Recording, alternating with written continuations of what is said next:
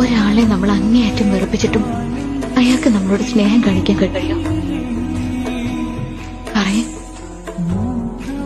കഴിയും. നമ്മുടെ സ്നേഹം സത്യമാണെങ്കിൽ അതിന് കഴിയും. പ്രണയം ആരും പറഞ്ഞിട്ട് വരുന്നതല്ല.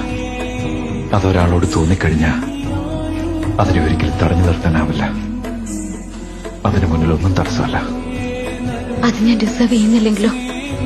ചിലത് ജീവിതത്തിൽ വിധിച്ചിട്ടുണ്ടെങ്കിൽ അത് നമ്മൾ ഡിസർവ് ചെയ്യുന്നുണ്ടെങ്കിലും ഇല്ലെങ്കിലും അത് നിങ്ങളെ തേടി വന്നിരിക്കും.